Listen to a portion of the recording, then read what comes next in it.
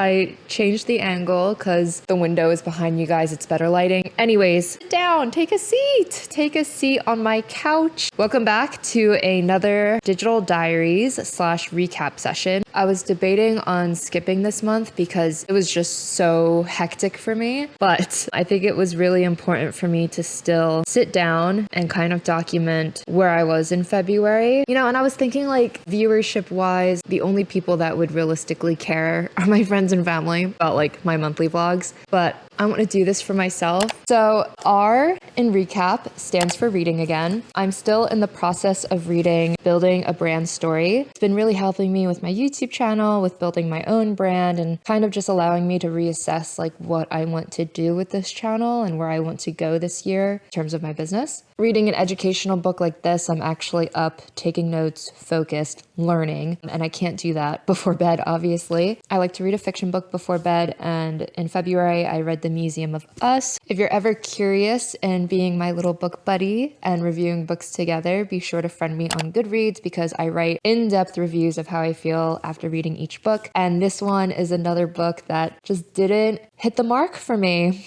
I've been on a trend of kind of reading bad books. And I hate saying that because writing is a form of art, and who am I to critique someone else's own art?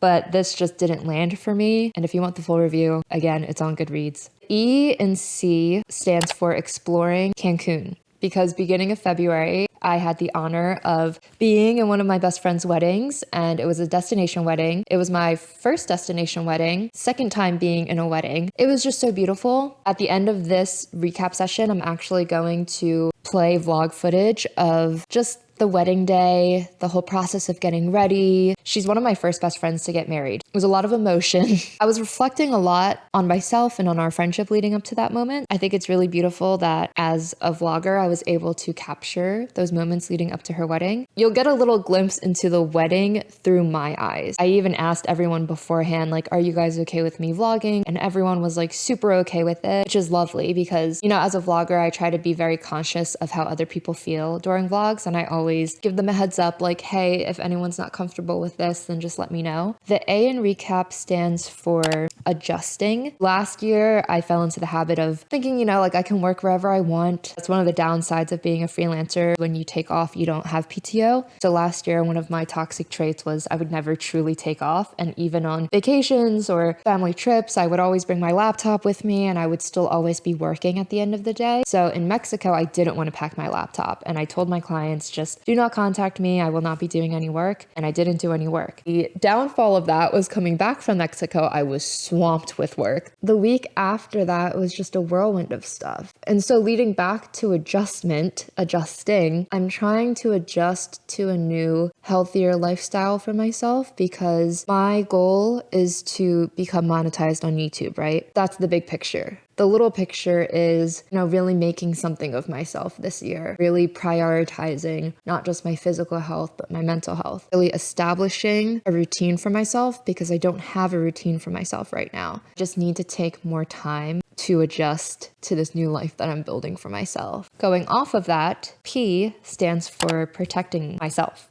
January went so smooth for me, and I don't know what the difference between January and February was. We also have to make note that February is a shorter month despite this year being a leap year. I found myself dealing with major insomnia again. This was the 2nd to 3rd week in February. I found myself staying up until 6 a.m., not waking up until 11 a.m. the earliest. Sometimes I would lay in bed until noon. And then since my whole sleep schedule was thrown off, of course, my work schedule would be thrown off. So I would be working late afternoon into late nights, having an existential crisis and just thinking all of these unhealthy thoughts.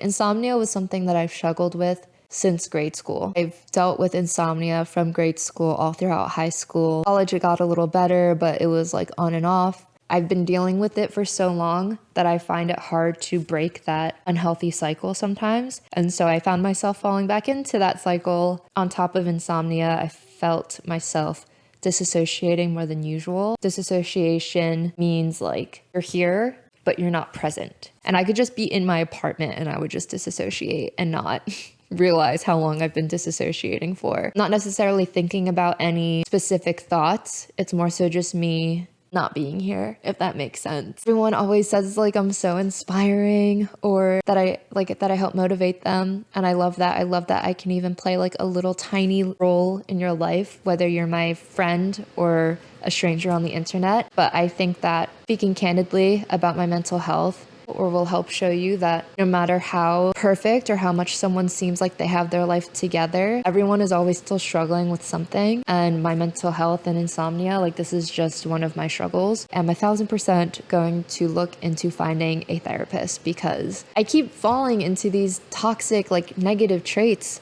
And I don't know why. I think going to therapy and just talking out my thoughts with an unbiased professional perspective will really help. It's crazy to say because younger me was not about therapy at all. The fact that I'm so adamantly seeking therapy says a lot about my progression as a person. Whoever's watching this right now, I'm sending you strength. I'm sending you love. I'm sending you courage to get through what you need to get through. And I think it's important to celebrate the small wins. So if all you could do today was just check off one thing off your to-do list, make your bed or feed yourself. Even doing something like that is enough. You are enough and everything will work out within its own time. I do want to mention that in between all of these stressful life events and me struggling with my own mental health behind closed doors, I will say that the one saving grace of this month were my friends. I don't think my friends know how much I'm in love with them. Like I'm literally in love with them. In between all of the struggles, there were moments of hope. There were moments of joy and laughter. And that's how life works, you know? There are ups and downs, yin and yang. You gotta have both.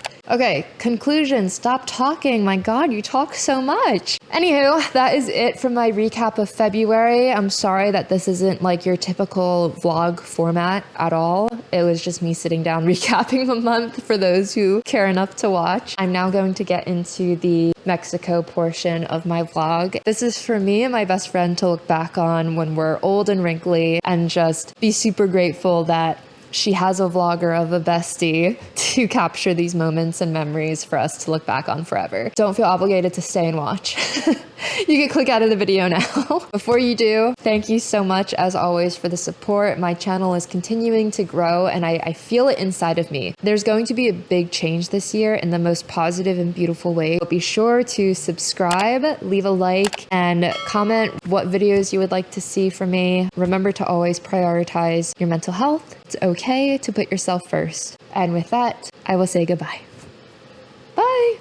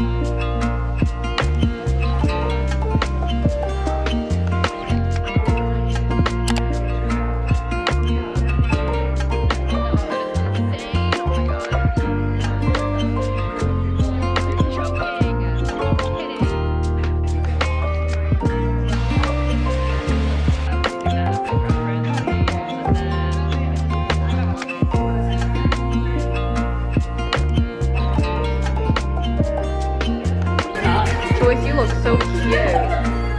It's her room, honey.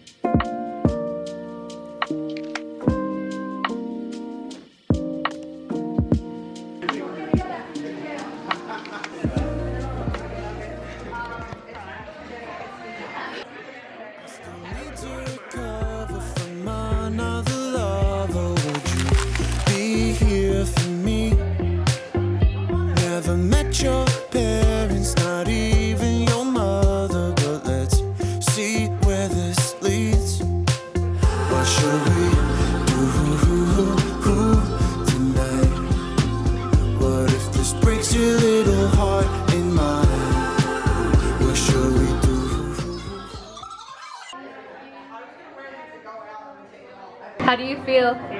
Awesome. Awesome? Oh, awesome?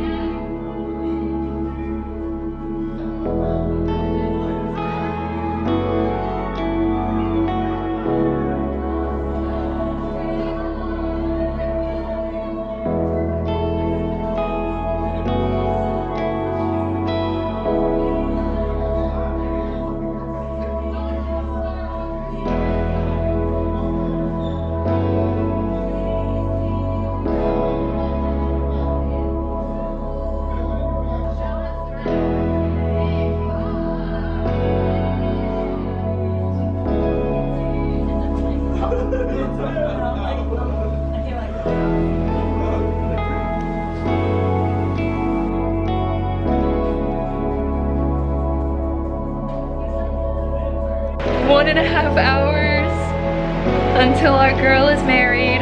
Oh my goodness. Wow. I can literally see them setting up from my room balcony right now. It's a gorgeous, beautiful day for a gorgeous, beautiful gal. Ugh. I might cry. Okay, let's get our girl married.